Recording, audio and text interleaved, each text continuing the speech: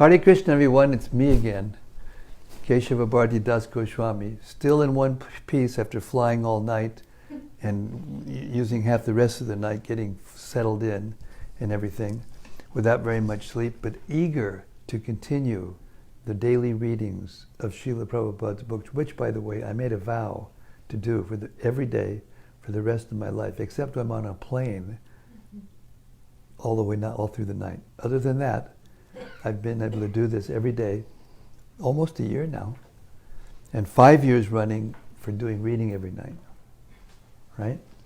So I'm serious about this, and I'm praying to Krishna and Srila Prabhupada that anybody who comes in contact with this daily readings of Srila Prabhupada's books, which, by the way, might be the only daily readings every day like this of Srila Prabhupada's books in the world. I want you all to know that we've come up to 1,177 followers. Yeah, when I left here it was 700. Yes. So things are going forward. The process of gaining traction, and more devotees and even leaders are acknowledging it, and it's helping to reestablish the taste of reading Srila Prabhupada's books and putting Prabhupada's books back in the center, where they belong in our lives. So here we are, back in Houston, Texas. And yes, it's the same room and it's the same street. Well, it's actually a little cul-de-sac. It's not a through street. And it's called Radha Lane. Nice, huh? If you want to send cards and letters, you can actually send them to this Radha address, which I'll give it to you later because I can't remember it off now. I'm too tired. Right next to Radha Nilamadhava Temple, just a few steps down to the left. And we're here to take up where we left off day before yesterday on the Srimad-Bhagavatam. But before we do, we're going to do our habit. This is a good habit. Sometimes habits are made to be broken, and sometimes they shouldn't be broken because they're good habits. Krishna consciousness means to develop good habits, replace the bad habits with good habits. And we do that by time, doing them over time. So this has become a very good habit. We're reading the prayer to the Srimad-Bhagavatam, which was compiled by Sanatana Goswami, Prabhupada, the senior disciple of Sri Chaitanya Mahaprabhu. And the prayer goes like this. Sarva Shastabdi Piyusha Sarva Vedaika Satpala Sarva Siddhanta Ratnaja Sarva Lokaika Drikprada. O nectar from the ocean of all scriptures, singular fruit of all the Vedas, rich mine of the precious gems of all conclusive truths, you are the giver of sight, the only giver of sight to all the worlds. Sarva Bhagavata Prana Srimad Bhagavata Prabhu Kalidwanduditaditya Shri Krishna Parivartita. O life air of all the Supreme Lord's devotees, O Master Srimad Bhagavatam, you are the sun risen in the darkness of Kali. You are the exact image of Sri Krishna. Paramananda Pataya Prema Varshakshadayate Sarvada Sarvasevyaya Shri Krishnaya Namostume. I bow down to read you. I bow down to you, who are supremely blissful to read. Your every syllable pours down a flood of prema. You can always be served by everyone. You are Sri Krishna himself. Madeka Bando Matsangin Madguro Mad Mahadana Manistadaga Mad Bhagya Mad Ananda Namostute. My only friend, my constant companion, my spiritual master, my great wealth, my savior, my good fortune, my source of ecstasy, I bow down to you. Asadu sadutadayin atini chotata kada Hanamunchagadachin mam premna rit kandayospuda. O bestower of saintliness to the unsaintly, O exalter of the most fallen, please never leave me. Always appear in my heart and my voice with pure love. Om Namo Bhagavate Vasudevaya. Om Namo Bhagavate Vasudevaya. Om Namo Bhagavate Vasudevaya. So, Kapila Dev is going deeper into his... Wait, I need that little red thing on my desk. Yeah, I have the water. Kapila Dev, the Supreme Personality of Godhead, who incarnated through the womb of Devahuti, is now questioning her son, Kapila Dev, the Supreme Personality of Godhead. And now we're going to read a very heavy chapter. This chapter is called, what is it called? Just waking you up. Lord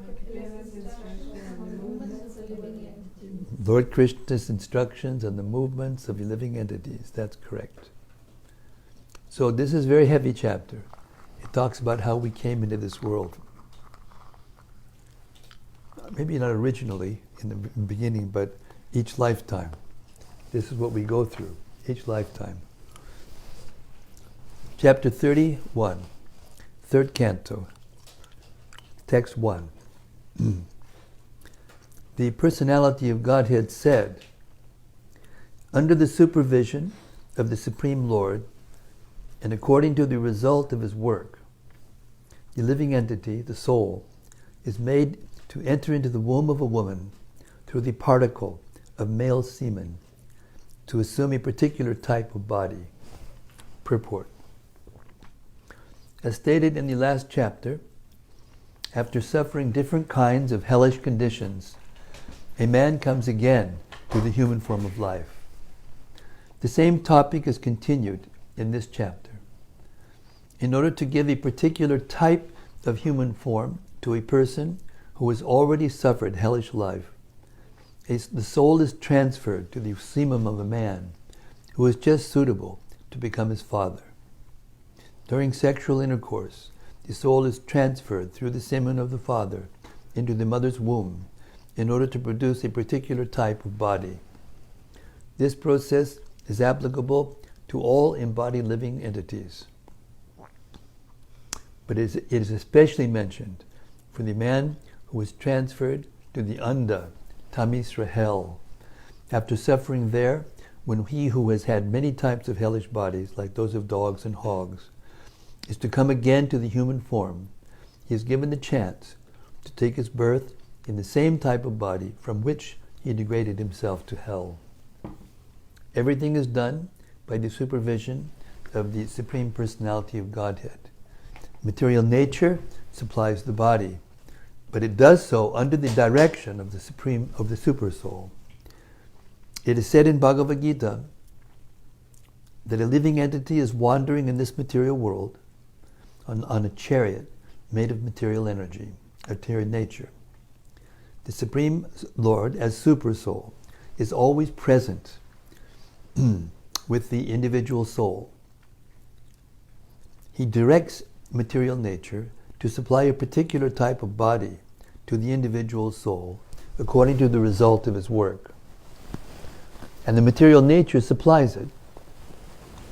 Here one word, Reta Kanashaya, is very significant because it indicates that it is not the semen of the man that creates life within the womb of a woman. Rather, the living entity, the soul, takes shelter in a particle of semen and is then pushed into the womb of a woman. Then the body develops.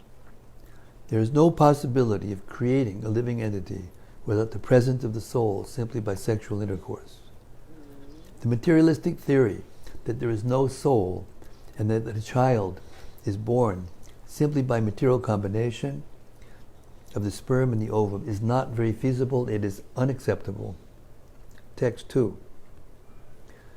On the first night, the sperm and the ovum mix, and on the 5th night, the mixture ferments into a bubble.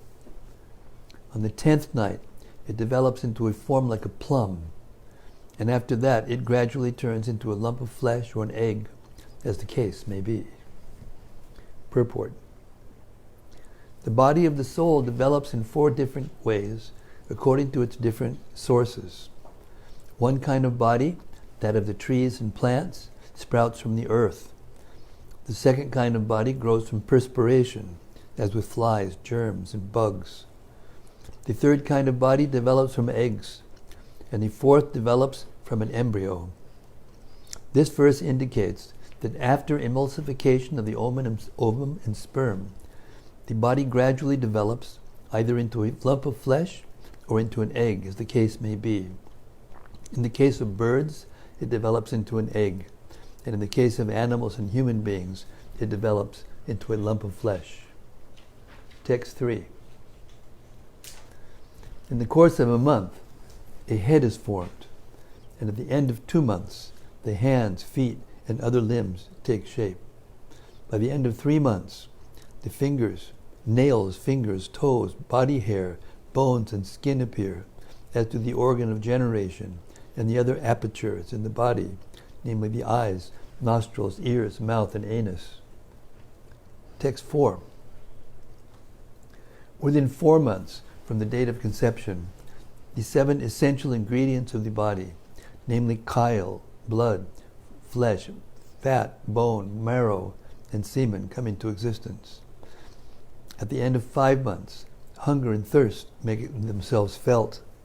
And at the end of 6 months, the fetus, enclosed by the amnion, begins to move on the right-hand side, the right side of the abdomen.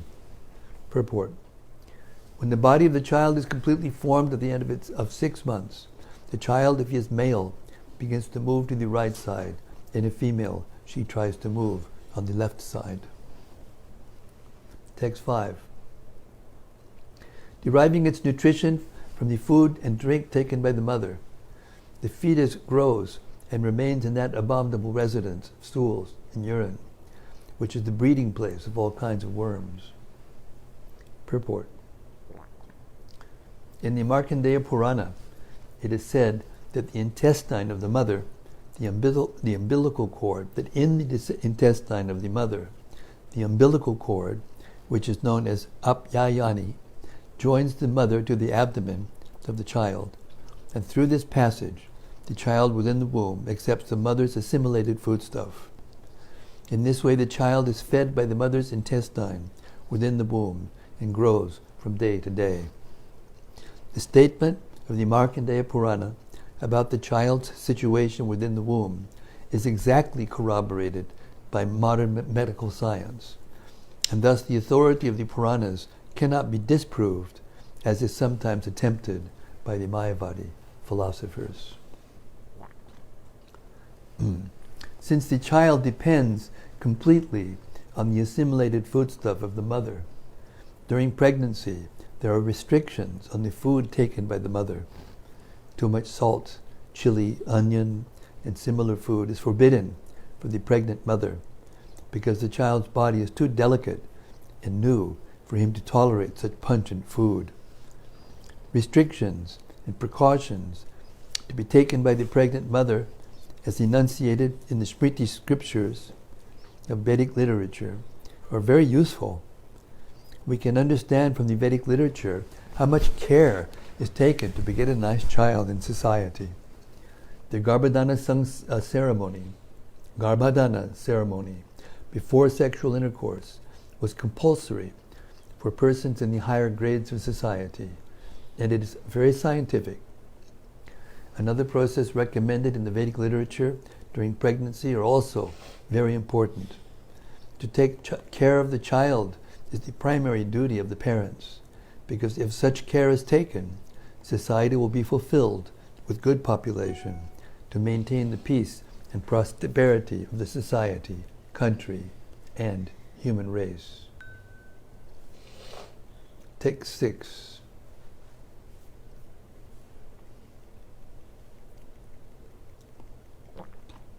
bitten again and again all over the body by the hungry worms in the abdomen itself.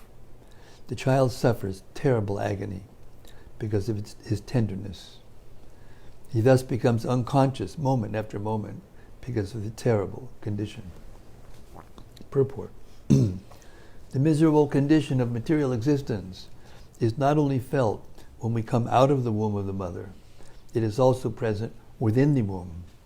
Miserable life begins from the moment the living entity begins to contact this material body. Unfortunately, we forget this experience and do not take the miseries of birth very seriously. In Bhagavad Gita, therefore, it is specifically mentioned that one should be very alert to understand the specific difficulties of birth and death. Just as during the formation of this body, we have to pass through so many difficulties within the womb of the mother, at the time of death, there are also many difficulties. As described in the previous chapter, one has to transmigrate from one body to another, and the transmigration into the bodies of dogs and hogs is especially miserable. But despite such miserable conditions, due to the spell of Maya, we forget everything and become enamored with the present so-called happiness, which is described as actually no more than a counteraction to distress. In other words, when we can stop the distress, even for a second, we think we're happy, or at least for that second, or 10 minutes, or an hour, or however long. But actually, the underlying current of being in this material world is suffering, is pain, and is fear, because we don't know what's going to happen next.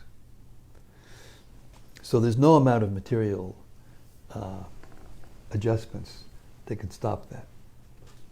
Only getting out of the body and going back to the spiritual world once and for all can stop it altogether. That's why it's so serious, this subject matter and this process of Krishna consciousness. Okay. Text 7. Owing to the mother's eating bitter, pungent foodstuffs, or food which is too salty or too sour, the body of the child incessantly suffers pains which are almost intolerable. Meanwhile, outside, we're all celebrating. Oh, what a miracle! And then as soon as the baby comes up, we go, oh, coochie, coochie, coo. Yeah, yeah, yeah, yeah. Doing all sorts of things to make them laugh. And actually, it's trying to make them stop from feeling misery at every second because they don't know what to do. They can't operate it, you know. Something happened and they yell. They can't tell. They, look, this is what's happening. Stop this part. And whether this feeds it or puts new clothes on it or puts it in another place, and they just keep crying because they can't communicate what's wrong with them. And everybody in the material world, therefore, is just guessing one moment after another for a whole lifetime or more, after again and again and again and again. No wonder it's so serious. Purport. All descriptions of the child's bodily situation in the womb of the mother are beyond our conception. It is very difficult to remain in such a position, but still the child has to remain. Because his consciousness is not very developed, the child can tolerate it. Otherwise, he would die. That is the benediction of Maya, who endows the suffering body with the qualifications for tolerating such terrible tortures. Text 8. Placed within the amnion and covered outside by the intestines, the child remains lying on one side of the abdomen, his head turned towards his belly, and his back and neck arched like a bow. Purport. If a grown man were put into such a situation as the child within the abdomen, completely entangled in all respects, it would be impossible for him to live even for a few seconds. Unfortunately, we forget all these sufferings and try to be happy in this life, not caring for the liberation of the soul from the entanglement of birth and death. It is an unfortunate civilization in which these matters are not plainly discussed to make people understand the precarious condition of material existence. Text 9. The child thus remains just like a bird in a cage, without freedom of movement. At that time, if the child is fortunate, he can remember all the troubles of his past 100 births, and he grieves wretchedly. What is the possibility of peace of mind in that condition? Purport. After birth, the child may forget the difficulties of his past lives, but when we are grown up, we can at least understand the grievous tortures undergone at birth and death by reading the authorized scriptures, like Srimad-Bhagavatam. If we do not believe in the scriptures, that is a different question. But if we have faith in the authority of such descriptions, then we must prepare for our freedom in the next life. That is possible in this human form of life. One who does not take heed of these indications of suffering in human existence is said to be undoubtedly committing suicide. It is said that this human form of life is the only means for crossing over the nations of Maya, or material existence. We have a very efficient boat in this human form of body, and there is a very expert captain, the spiritual master. The scriptural injunctions are like favorable winds. If we do not cross over the ocean of the nations of material existence, in spite of all these facilities, then certainly we are all intentionally committing suicide. Text 10. Thus endowed with the development of consciousness from the 7th month after his conception, the child is tossed downward by the airs that press the embryo during the weeks preceding delivery. Like the worms born of the same filthy abdominal cavity, he cannot remain in one place. Purport. At the end of the 7th month, the child is moved by the bodily air and does not remain in the same place, for the entire uterine system becomes slackened from before delivery. The worms have been described here as sodara. Sodara means born of the same mother. Since the child is born from the womb of the mother, and the worms are also born of fermentation within the womb of the same mother, under the circumstances, the child and the worms are actually brothers. We are very anxious to establish universal brotherhood among human beings. We should take into consideration that even the worms are our brothers, what to speak of other living entities. Therefore, we should be concerned about all living entities. Text 11. The living entity in this frightful condition of life, bound by 7 layers of material ingredients, prays with folded hands, appealing to the Lord who has put him into that condition. Purport. It is said that when a woman is having labor pains, she promises that she will never again become pregnant and suffer from such a severely painful condition.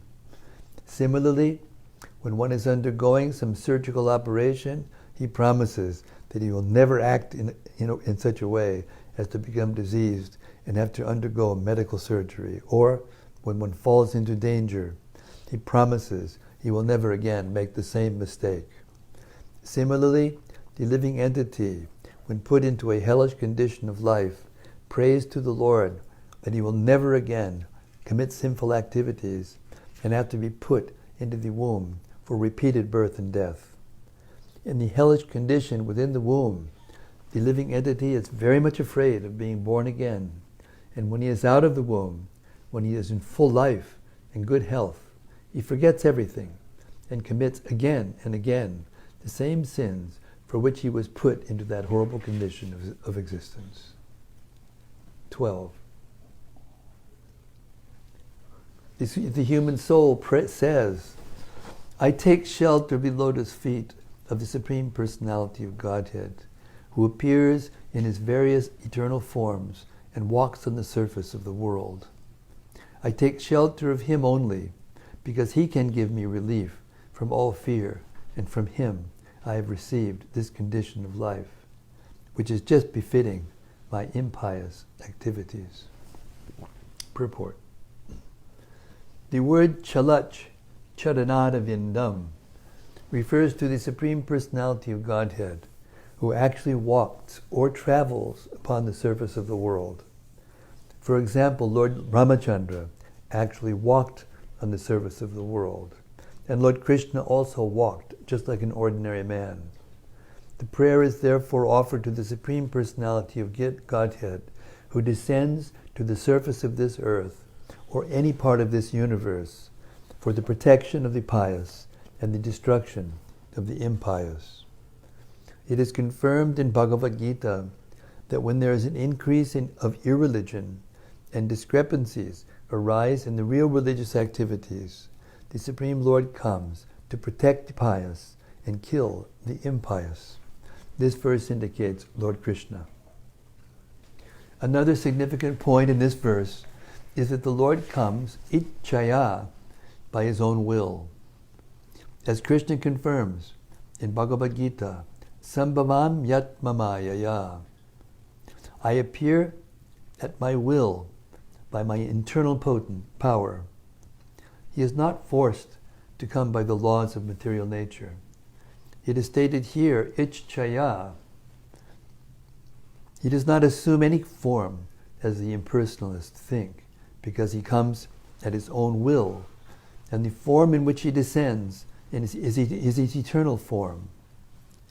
As the Supreme Lord puts the living entity into the condition of horrible existence, he can also deliver him, and therefore one should seek shelter at the lotus feet of Krishna. Krishna demands, give up everything and surrender unto me. And it is also said in Bhagavad Gita that anyone who approaches him does not come back again to accept a form in material existence, but goes back to Godhead, back to home, never to return. Text 13. I, the pure soul, appearing now bound by my activities, am lying in the womb of my mother by the arrangement of Maya. I offer my respectful obeisances unto him, who is also here with me, but who is unaffected and changeless. He is unlimited, but he is perceived in the repentant heart. To him I offer my respectful obeisances. Purport. As stated in the previous verse, the Jiva soul says, I take shelter of the Supreme Lord. Therefore, constitutionally, the Jiva soul is the subordinate servitor of the Supreme Lord, the personality of Godhead. Both the Supreme Soul and the Jiva soul are sitting in the same body, as confirmed in the Upanishads. They are sitting as friends, but one is suffering and the other is aloof from suffering. In this verse it is said, Vishuddham avikara akanda bodham. The Supersoul is always sitting apart from all contamination. The living entity is contaminated and suffering because he has no material body. The living entity is, but that does not mean that because the Lord is also with him, he also has a material body. He is avikaram, changeless. He is always the same, supreme. But unfortunately, the Mayavadi philosophers, because of their impure hearts, cannot understand that the Supreme Soul, the Super Soul, is different from the individual soul. It is said here, Attam yamana hridaye vasitam. Attapyamanam hridaye vasitam. He is in the heart of every living entity. But he can be realized only by a soul who is repentant. Of every living, the individual soul becomes repentant, that he forgot his constitutional position, wanted to become one with the Supreme Soul, and tried his best to lord it over material nature. He has been baffled, and therefore he is repentant. At that time, supersoul, or the relationship between the supersoul and the individual soul, is realized. As it is confirmed in Bhagavad Gita, after many, many births, the knowledge comes to the conditioned soul that Vasudeva is great. He is master, and he is Lord. The individual soul is a servant, and therefore he surrenders unto him. At that time he becomes a Mahatma, a great soul. Therefore a fortunate living being who comes to this understanding, even within the womb of his mother, has his liberation assured. Therefore in the beginning, if you remember, just before this section started, Krishna says, if the soul is greatly fortunate, he remembers. Then he prays. Only fortunate souls do this. Not everyone. Text 14. I am separated from the Supreme Lord because of my being in this material body, which is made of 5 elements, and therefore my qualities and senses are being misused, although I am essentially spiritual. Because the Supreme Personality of Godhead is transcendental to material nature and the living entities, because he is devoid of such a material body, because the Supreme Personality of Godhead is transcendental to material nature and the living entities, because he is devoid of such a material body, and because he is always glorious in his spiritual activities, I offer my obeisances unto him. Purport. The difference between the living entity and the Supreme Personality of Godhead is that the living entity is prone to be subjected to material nature, whereas the Supreme Godhead is always transcendental to material nature as well as to the living entities. When the living entity is put into material nature, then his senses and qualities are polluted or designated.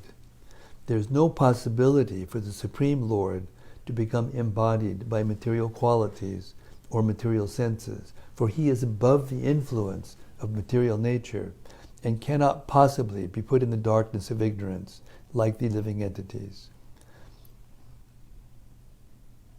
Because of his full knowledge, he is never subjected to the influence of material nature.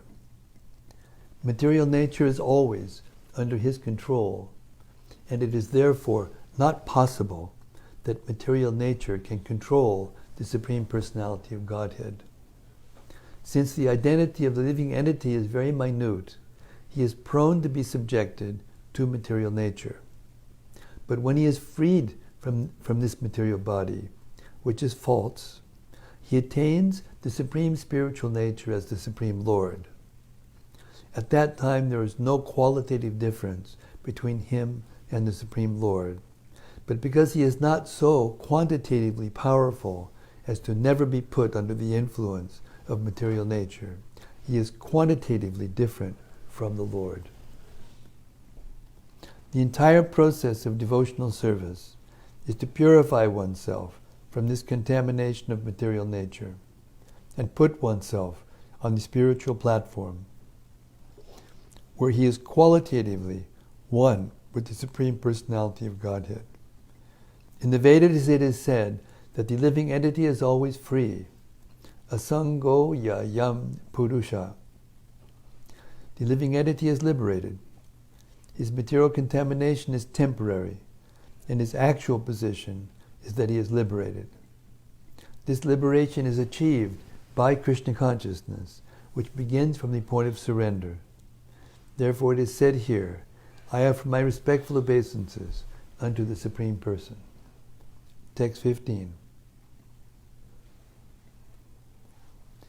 The human soul further prays. The living entity is put under the influence of material nature and continues a hard struggle for existence on the path of repeated birth and death. This conditioned life is due to his forgetfulness of his relationship with the Supreme Personality of Godhead. Therefore, without the Lord's mercy, how can he again engage in the transcendental loving service of a Lord. Purport. The Mayavadi philosophers say that simply by cultivation of knowledge, by mental speculation, one can be liberated from the condition of material bondage. But here it is said, one is liberated not by knowledge, but by the mercy of the Supreme Lord. The knowledge of the conditioned soul, the knowledge the conditioned soul gains by mental speculation, however powerful it may be, is always too imperfect to approach the absolute truth. It is said that without the mercy of the Supreme Personality of Godhead, one cannot understand Him, or His actual form, quality, and name. Those who are not in devotional service go on speculating for many, many thousands of years, but they are still unable to understand the nature of the absolute truth. One can be liberated in the knowledge of the absolute truth simply by the mercy of the Supreme Personality of Godhead. It is clearly said herein that our memory is lost because we are now covered by His material energy. Arguments may be put forward as to why we have been put under the influence of this material energy by the supreme will of the Lord.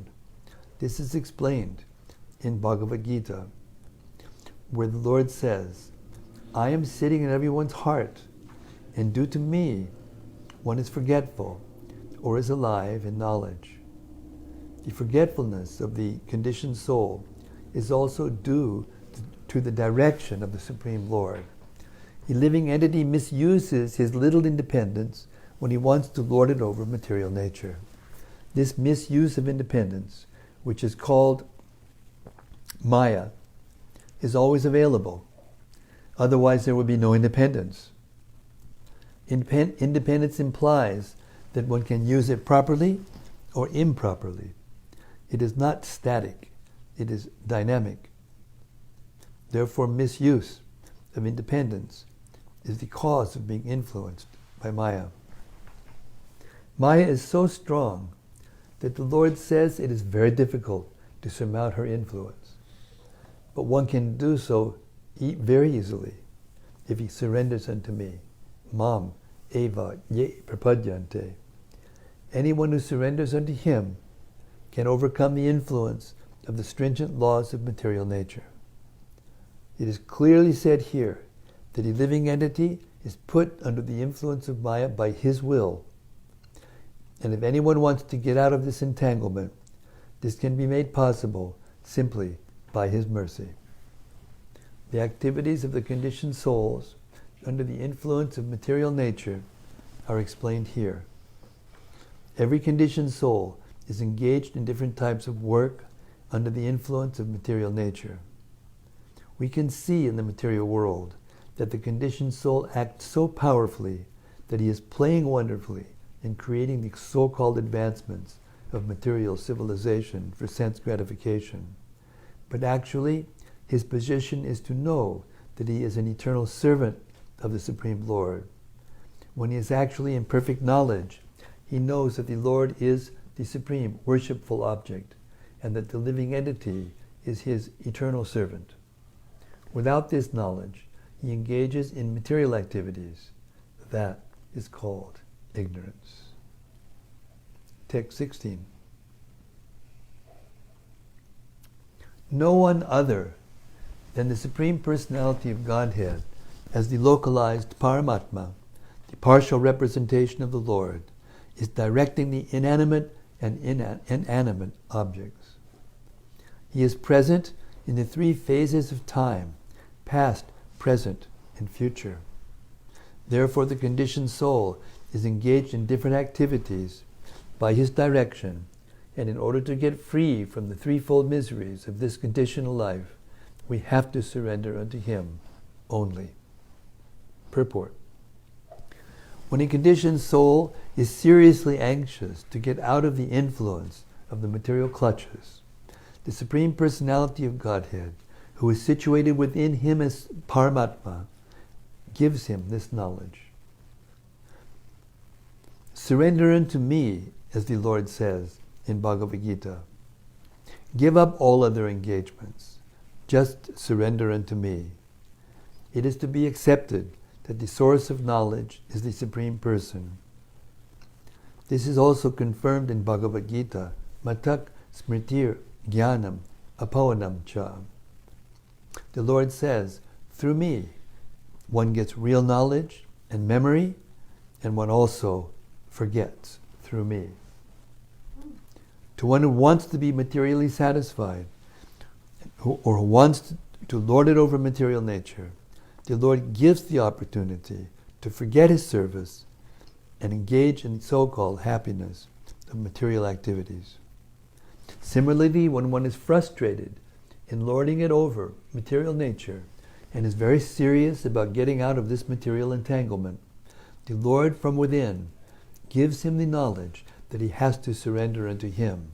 Then there is liberation. This knowledge cannot be imparted by anyone other than the Supreme Lord or his representative.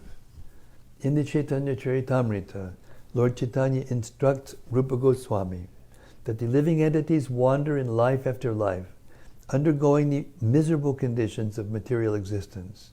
But when one is very anxious to get free from the material entanglement, he gets enlightenment through a spiritual master and Krishna. This means that Krishna, as the Supersoul, is seated within the heart of the living entity.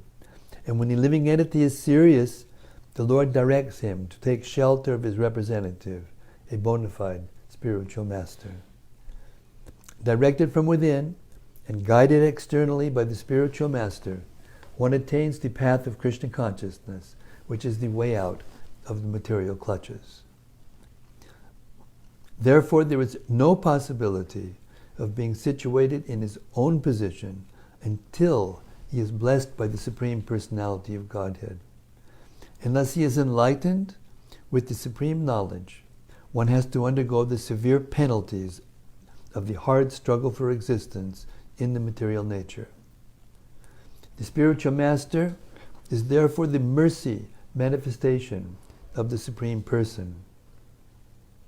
The conditioned soul has to take direct instruction from the spiritual master, and thus he gradually becomes enlightened to the path of Krishna consciousness. The seed of Krishna consciousness is sown within the heart of the conditioned soul, and when one hears instruction from the spiritual master, the seed fructifies and one's life is blessed. Srila Prabhupada ki jai. What a purport, eh?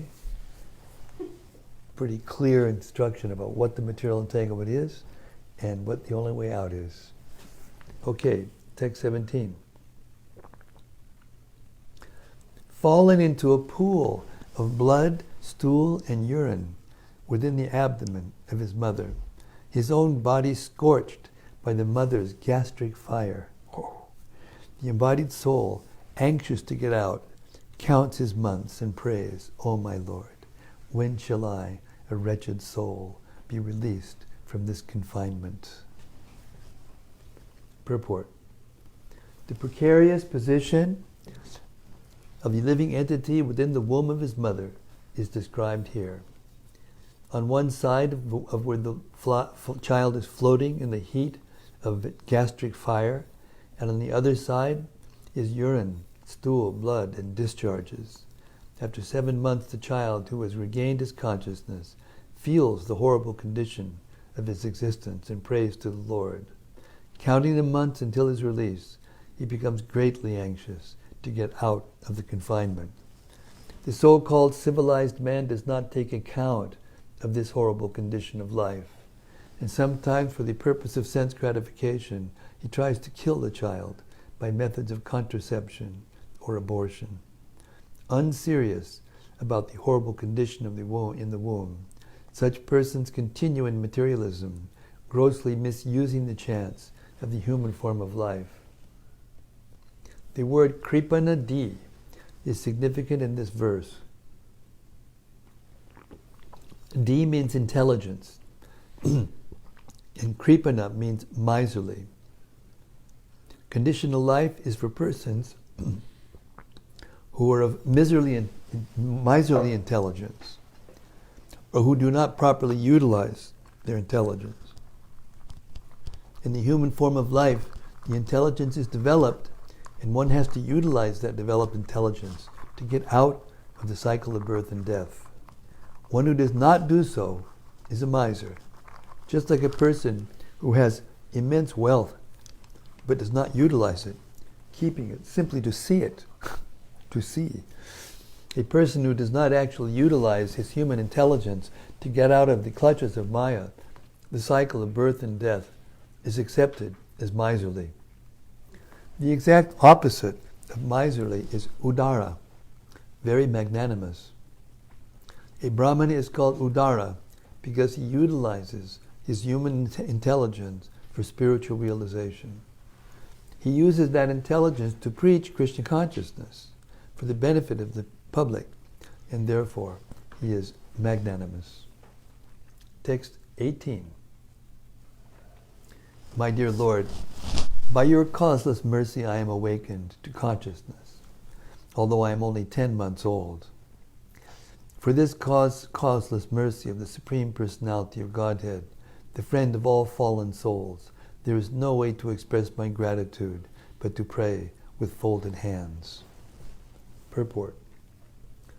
As stated in Bhagavad Gita, intelligence and forgetfulness are both supplied by the Supersoul sitting with the individual soul within the body.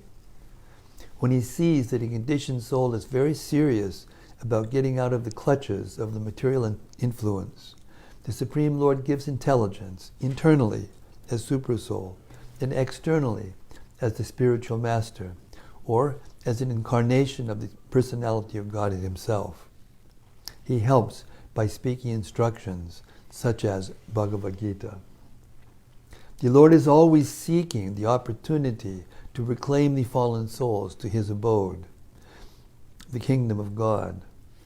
We should always feel very much obliged to the personality of Godhead, for he is always anxious to bring us into the happy condition of eternal life. There is no sufficient means to repay the personality of Godhead for his act of benediction. Therefore, we can simply feel gratitude and pray to the Lord with folded hands. This prayer of the child in the womb may be questioned by some atheistic people. How can a child pray in such a nice way in the womb of his mother? Everything is possible by the grace of the Lord. The child is put into such a precarious condition externally, but internally is the same, and the Lord is there. By the transcendental energy of the Lord, everything is possible. Text 19.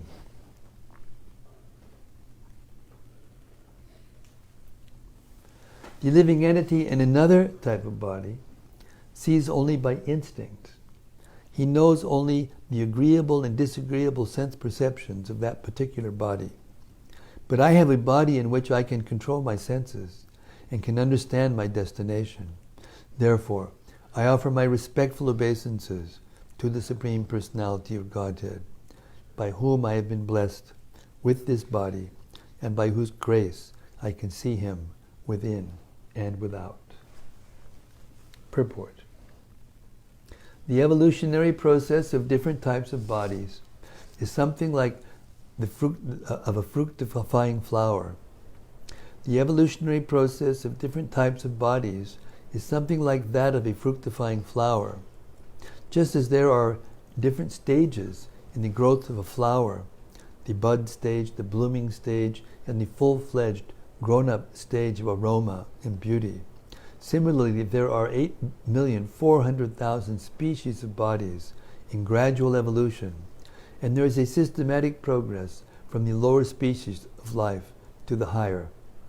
The human form of life is supposed to be the highest, for it offers consciousness of getting out of the clutches of birth and death. The fortunate child in the womb of his mother realizes his superior position and is thereby distinguished from other bodies. Animals in bodies lower than that of the human being are conscious only as far as their bodily distress and happiness are concerned. They cannot think of more than their bodily necessities of life, eating, sleeping, mating, and defending. But in the human form of life, by the grace of God, the consciousness is so developed that a man can evaluate his exceptional position and thus realize the Self and the Supreme Lord. The word Dhamma Shariri, means that we have a body by which we can control the senses and the mind. The complication of materialistic life is due to an uncontrolled mind and uncontrolled senses. One should feel grateful to the Supreme Personality of Godhead for having obtained such a nice human form of body. And one should properly utilize it. The distinction between an animal and a man is that the animal cannot control himself and has no sense of decency, whereas the human being has the sense of decency and can control himself. If this controlling power is not exhibited by the human being, then he is no better than an animal. By controlling the senses, or by the process of yoga, regulation, one can understand the position of his self, the supersoul, the world, and their interrelation. Everything is possible by controlling the senses. Otherwise, we are no better than animals. Self-realization by means of controlling the senses is explained herein. One should try to see the Supreme Personality of Godhead and one's own self also. To think oneself the same as the Supreme is not self-realization. Here it is clearly explained that the Supreme Lord is Anadi, or Purana, and he has no other cause. The living entity is born of the Supreme Godhead as part and parcel. It is confirmed in the Brahma Samhita, Anadir Adir Govinda. Govinda, the Supreme Person, has no cause. He is unborn, but the living entity is born of him.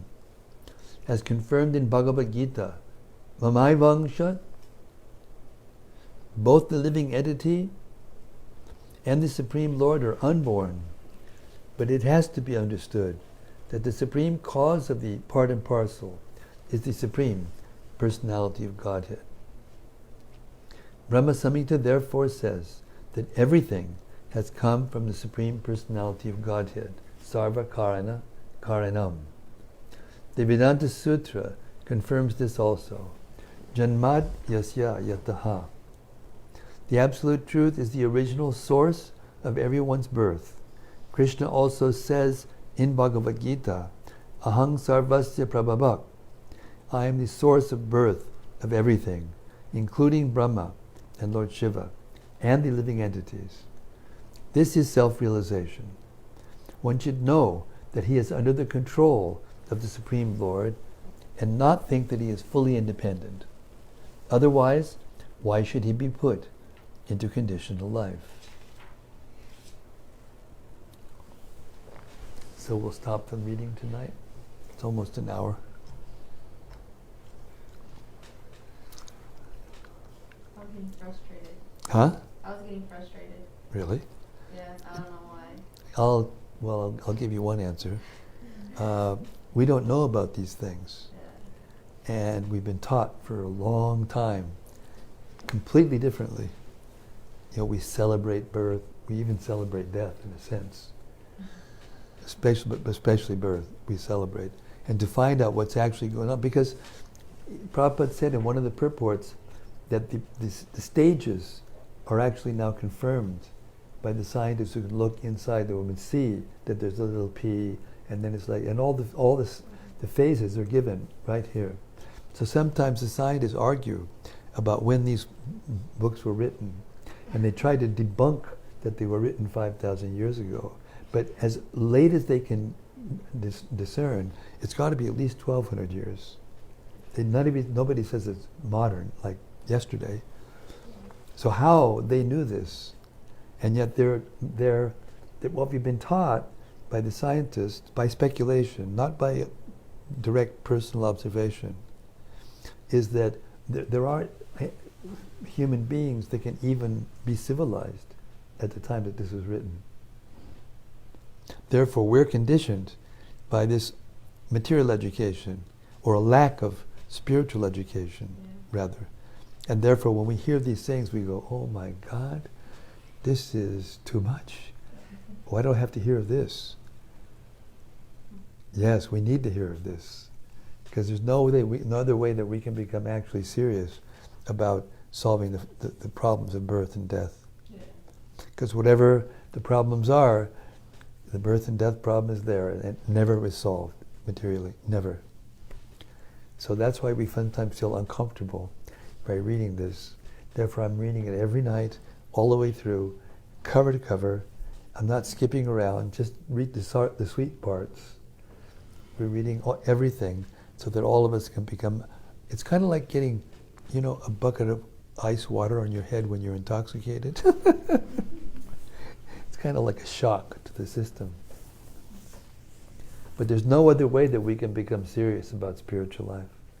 The whole material education system and the propaganda that's coming out from all the media, it is just things are getting better and better. There's only one life. It's just one single, what's lateral, what's the opposite of lateral? Linear. Everything's linear. You only get one life. You get one chance. If you don't make it, you get thrown into hell forever. Or, don't worry, it's going to be finished anyway. There is no life after death. And in this way they go on with all these material conceptions that have nothing to do with reality. Everything they see with their eyes can confirm this. Therefore, if you hear these things and then look at the world through these eyes, then we wake up, oh my God, it was like that all along? And I've been just sitting here thinking that everything's okay?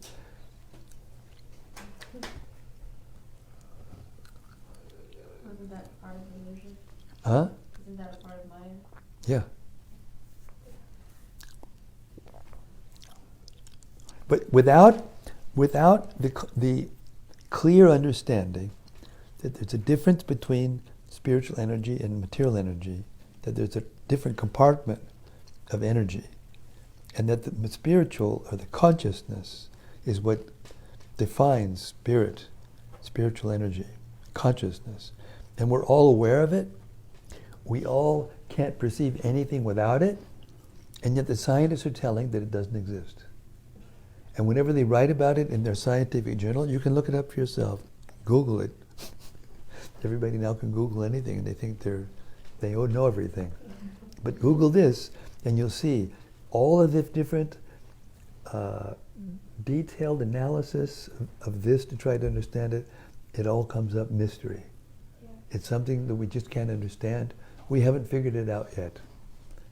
But the Bhagavatam teaches that right from the beginning. What's the difference between ourselves and the body, between ourselves and the spiritual, the material energy and the spiritual energy?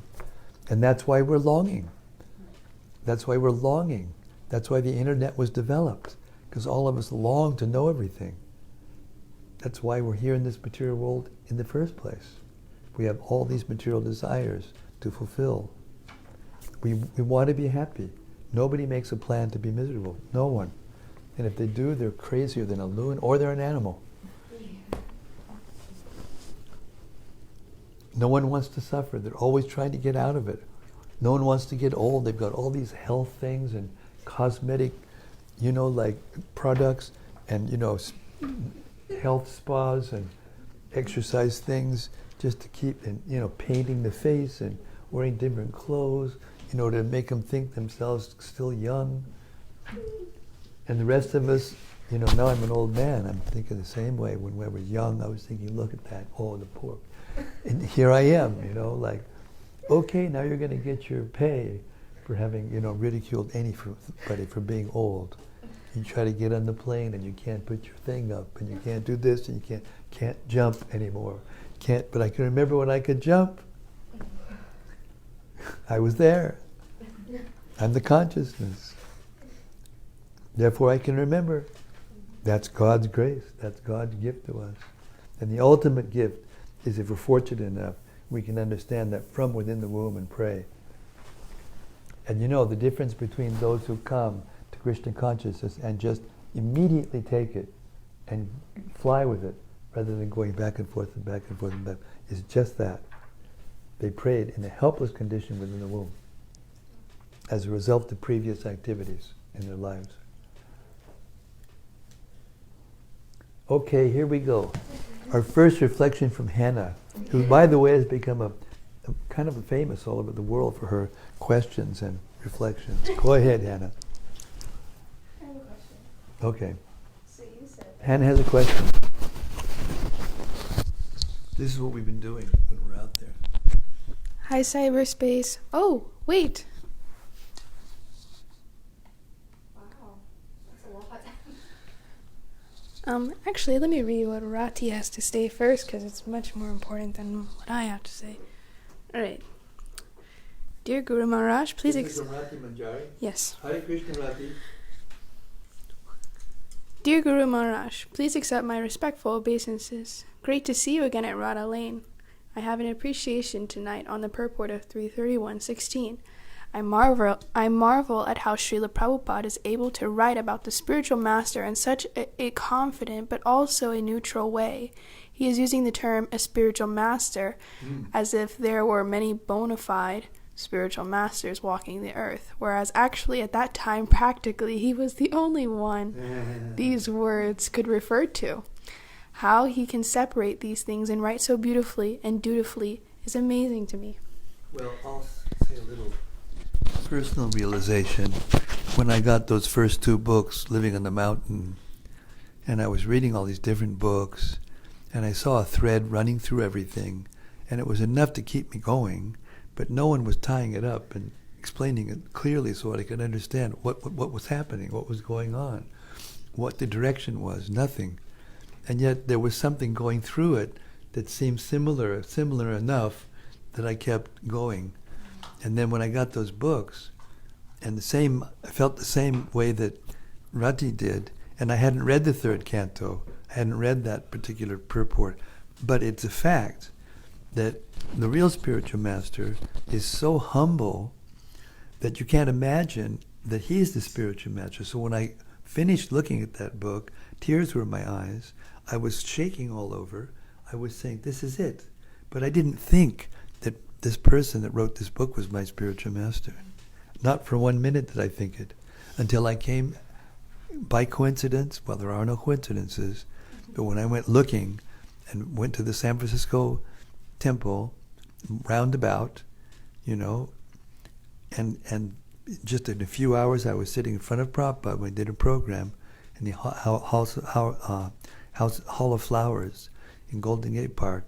I just instinctively fell down on my face, tears falling from my eyes. And I saw him and I said, oh, I see. The person who wrote that book is my spiritual master. But I couldn't understand it from reading the book. Because as Rati said, he never points to himself. And that's why, with all the humility in my command, I just want to put forward Srila Prabhupada, And fortunately or unfortunately, I'm getting reciprocation from lovely, sincere devotees of gratitude for doing that. But hey, I know who I am. I just am completely convinced, that these words of Srila Prabhupada he's present in these words. And anyone can get these realizations by hearing these books read out, especially by one who's convinced. And the more convinced we are, the more we read these books, we become more convinced. The more convinced we are and we read them to others, the same thing will happen. Therefore, Lord Chaitanya said, I ask all of you to become Krishna conscious and distribute this Krishna consciousness. And in another place, in the Chaitanya Charitamrita, he says, I want you all to become spiritual masters. Hare Krishna. Okay. Well, actually, now I have a reflection. I wrote this too. As you were reading,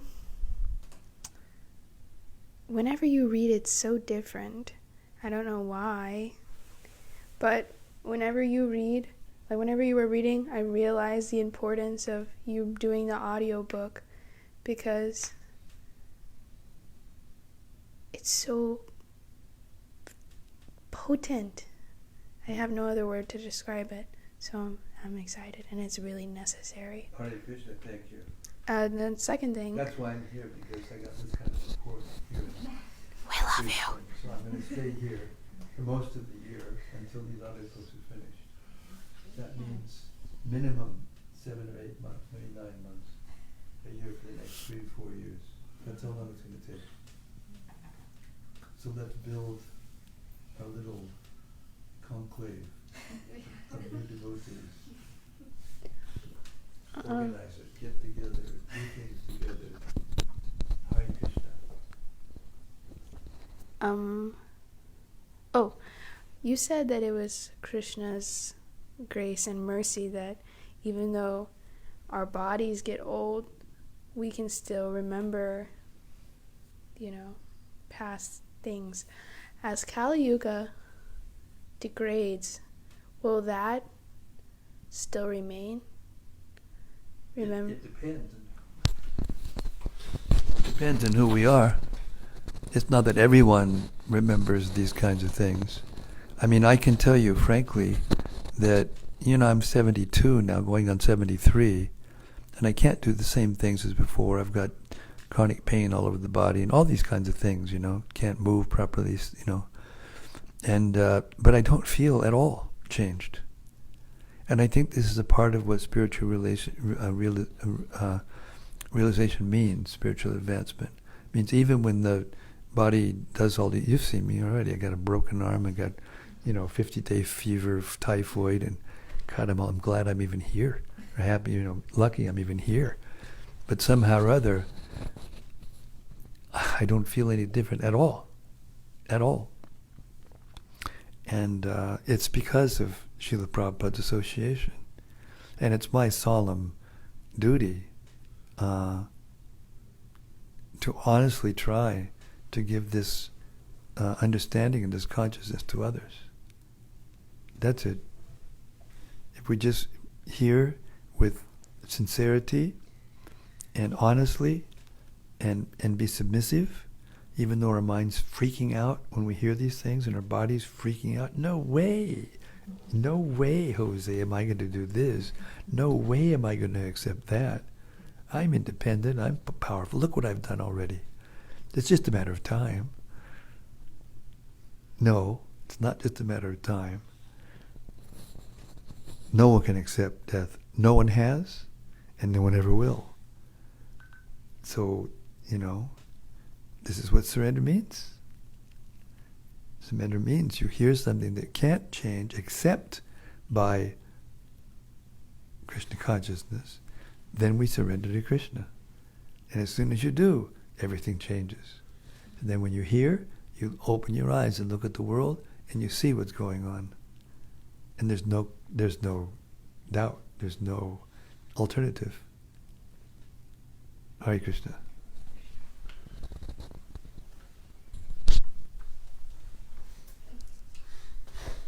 John has got a really good. Wait, take this wire and put it around. I could probably speak loud enough for me. John, you speak loud than anybody. I was working at a retirement home the other day, and just to bring this up, it was a nice retirement home as far as retirement homes go. But there was a lady in there. She was, it was cold. We were working on the AC unit, so I covered her up. And then she asked for her pain medicine, so I tried to get somebody to get her pain medicine. But the doctor kind of got peeved at me. But he did eventually run in there, and he sat down with the lady. And as I was working on her AC problem, and we were checking dampers and stuff, I heard him say, well, you're a big girl now, if you want to get off this roller coaster ride, we can just put you in hospice. And I'm like, oh, boop. There you go. I was like right in your face right there. You're too much trouble for us. Get out of here. Exactly. That's right. It was sad, but it was a wake. These are the so-called, caregivers, so-called doctors. It was very sad, and I felt I wish a sweet old lady too, and I was like, we were saddened by it, but. Well, there's some truth to it, because I remember, I mean, it's true what you said, if you look at it from the point of view of what he should have said, or could have said, or shouldn't have, or should have done. Yeah, but the fact is that a person in that condition, like my mom, before she passed away, and I went and took care of her before there was hospice. I took care of her as best as I could. When I got over the line, then it had to be hospice. And there was one thing that she couldn't tolerate, and that was being bedridden. And she made me promise not to take her to the hospital. She didn't want to go into the hospital. What to speak of a home, full care home. So in one sense, it's probably, a fulfillment of her desire to hear that, so that she can get out of there and just go home and leave, leave peacefully. Right. Because these doctors, they keep people in situations where they should have gone a long time ago, and they keep them in their bodies way past the time they should, and they take credit for some technology that they've figured out to keep the soul in the body just for a few more days, when they can't do anything, like a vegetable. You get them hook up to a life support system, and now you can get a living will. By the way, you can have a living will where you just don't allow that to happen to you when you lose the control. It gives me a lot of hope to know that this way of life that Srila Prabhupada has handed down to us, it shows that we don't have to live in that kind of fear of it. Yeah. We approach death in a courageous manner. Not only that, but the doctors, imagine, the doctors have it the foggiest. Right. I mean, there may be some who do, but most of them don't. They're just in it for the money, right, or the reputation, or whatever. And they can't tell the person, don't be afraid, you're not going to die. Right. They can't say that because they don't know it. And that's what ignorance is. So it just kind of, if that elderly lady had I don't know what kind of spiritual life she had, but I was thinking about something. She did have Krishna consciousness. She obviously would have been in a lot better position. Yes, obviously. And the funny thing was, I just got back from India, and there are parts of India where they're very poor. People are very, very poor. I just came back from the what was it, the Highland Park Apple store. I mean, that's high end. Everybody that goes in there has got the things were flying out of that place. 8 people called in sick. There were more people than they can handle. It was, I barely made it back on time. Anyway, we got our thing done because they're all very trained and very dutiful, and they had a lot to do. But the thing is, where was I headed with that? Yes. When you go to India and you see these poor kids just begging things and just nothing, but when you watch them play together, they got lights in their eyes. They're not suffering as much as these high-end kids going in and getting their Apple things and not liking it and learning to use it and all that. They're not happy. You look in their faces. They're just in complete anxiety. Constantly disappointed. But these kids, they take a little stick or a little thing, and they just play with it, and and they're having fun. So that's not what gives happiness. All this technological advancement and comforts and creature comforts and all these things. So this is real knowledge, and once we wake up and get the knowledge, not only do we not feel the pain so much, because Krishna gives us that blessing, we don't feel as much the pain as we would if we weren't Krishna conscious, but we also know that we're not going to die. And that's where real freedom comes from. Because freedom comes from not knowing what's going to happen in the future, and the ultimate freedom is, or fear is, we don't know what's going to happen when we die. And we can't stop it. It's not a matter of, now I'm going to have another chance, and I'm going to get a degree, and then I'm going to know this much, and I'm going to get this kind of job, and then I'm going to get that job. I'm going up the ladder, and people are going to look at me and go, oh, what a big man or big woman. or something, you know. And when that whole illusion falls apart, and suddenly we're old and we can't do anything, and nobody really likes to be around us anymore because they can't do much good for anybody, you know. In some cultures, in very, very uncivilized cultures, when the grandfather gets, you know, to a certain age, they just roll him down the roof a few times, kill him, cook him up, and had a feast. What? Yeah, it's part of their culture. The cannibal culture. It's part of their culture. They actually have a feast, and it's like a celebration. Hare Krishna. Hare Krishna. Little ice water over the head for us, you know, modern, advanced, forward-thinking, number one Americans. Okay, I'm going to stop here right now. I got to take some rest. Chant my last 16 rounds for today. Yeah. Hare Krishna. So nice to be here in Houston. I can't say it's where it all began because I started these, you know, these live streaming sessions in Folkestone, where I just came from. But this is where it started to really take off. And it's really nice to be back here. I feel like I'm home. Hare Krishna. Gaur Premanandi. Srimad-Bhagavatam ki jai. Kapila Dev ki jai. The child in the womb. Oh, Hare Krishna. Let's get out of there. Gaur Premanandi. I'll see you tomorrow night, same time, same place. No. Tomorrow it's going to be 6:30. 7? 6:30 is okay? 6:30 is okay?